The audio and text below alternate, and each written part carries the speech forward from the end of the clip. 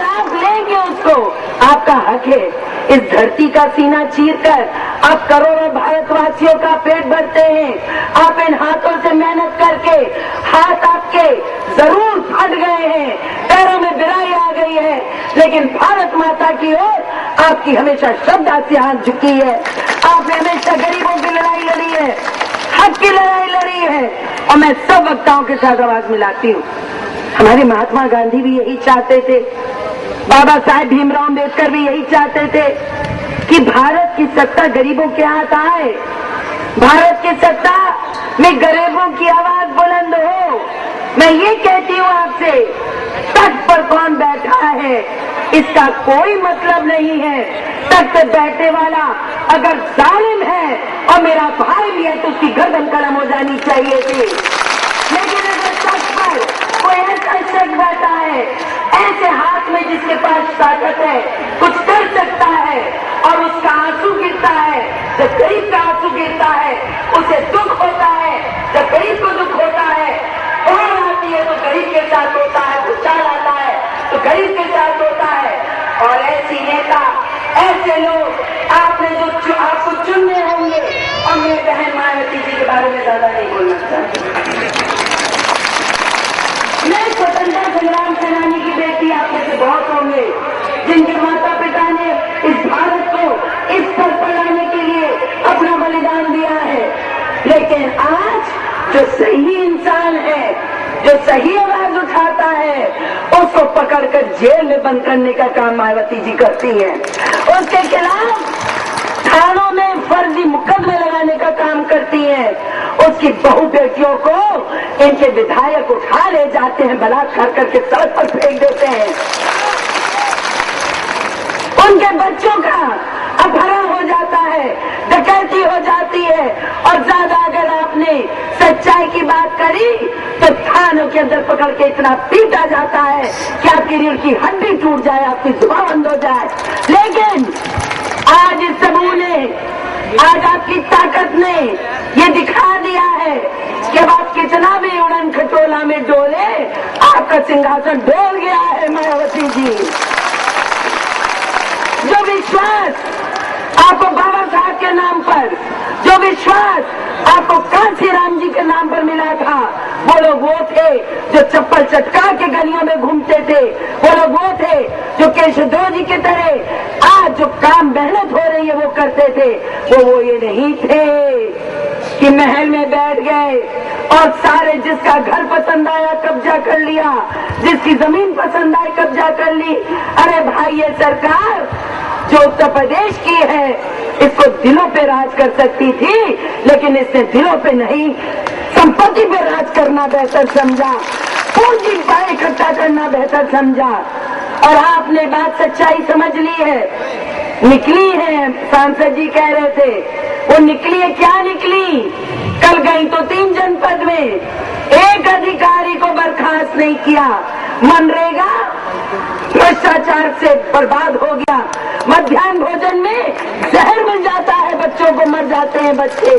हमारी विधवाओं को पेंशन नहीं मिलती, हमारे बच्चों को वजीफे नहीं मिलते। दिल्ली से सोनिया गांधी पैसा बेचती हैं और वो आकर सत्ता के गलियारों में मुख्यमंत्री और मंत्री और विधायकों में बच जाता है। और एक भी अधिकारी आपको बेईमान नजर नहीं आ रहा। कैसे आए? जब वो अधिकारी महनवारी पहुंचाएगा तो क्या करोगी? अगर महनवारी पहुंचाने वाले को पकड़ा तो वो तो राजा ही खोल देगा ना, तब क्या होगा? इस समय उत्तर प्रदेश में जंगल राज है मेरे भाइयों। मैं भी केशवदेव जी को सुनने आई हूँ, मौर्य जी को, आप भी उन्हीं के लिए आए हैं। मैं आपकी ओर से आप सबको प्रणाम करती हूँ, आपकी ताकत को प्रणाम करती हूँ। और आज मुझे पूर्ण विश्वास हो गया है कि अगर हमारी और आपकी आवाज मिलेगी तो बेईमानों की सत्ता खत्म होगी और ईमानदारी की सत्ता आएगी। धन्यवाद, जय हिंद। करता हूँ, आप लोग जोरदार तालियों के साथ स्वागत करें।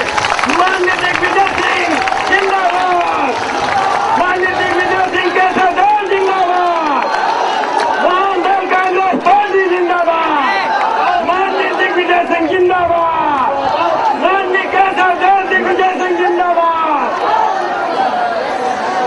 महान दल के राष्ट्रीय अध्यक्ष श्री केशव देव मौर्य जी, प्रदेश कांग्रेस कमेटी के अध्यक्ष रीटा बहुगुणा जी, पूर्व सांसद सलीम शेरवानी जी, धर्मराज पटेल जी, घनश्याम खैरवार जी,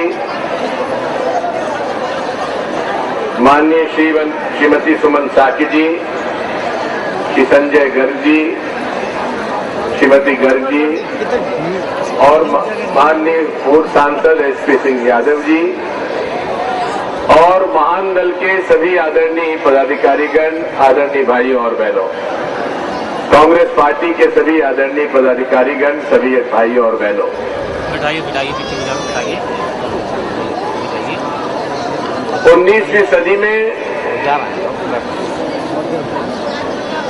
महात्मा ज्योतिबा फुले पैदा हुए चल रही है और उनकी श्रीमती सावित्रीबाई फुले के साथ विवाह हुआ। ज्योतिबा फुले ने सोए हुए समाज को जगाया।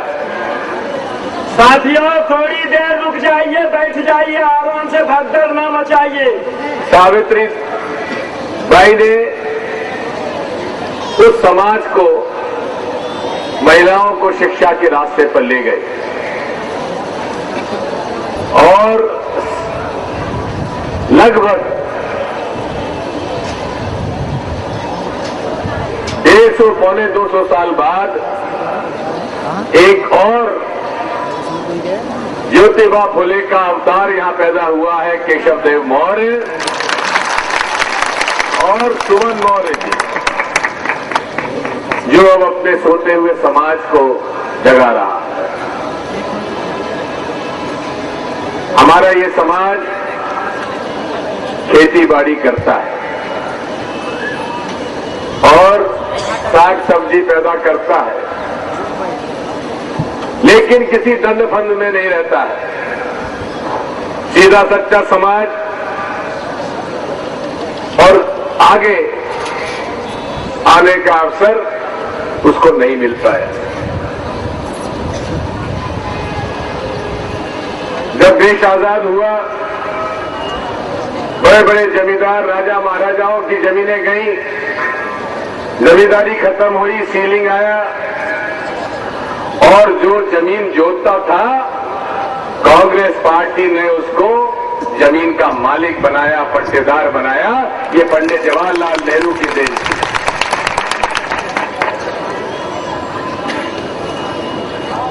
उसके बाद श्रीमती इंदिरा गांधी ने बैंकों के दरवाजे गरीबों के लिए खोले। आज कांग्रेस पार्टी कभी जात पात में विश्वास नहीं रखती, ना हम लोग कभी धर्म की राजनीति करते, लेकिन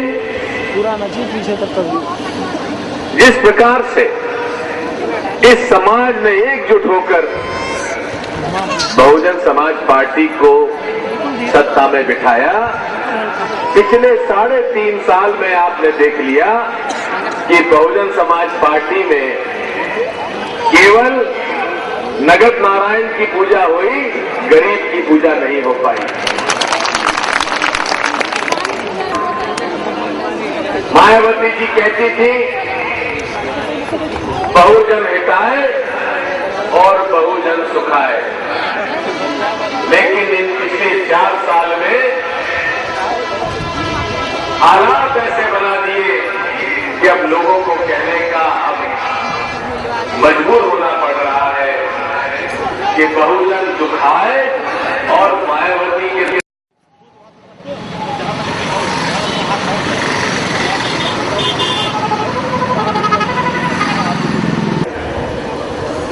चोरी और सीनाजोरी, यही बहुजन समाज पार्टी का चरित्र है। मैं बधाई देता हूं वहां के लोगों को, विशेषकर कांग्रेस पार्टी के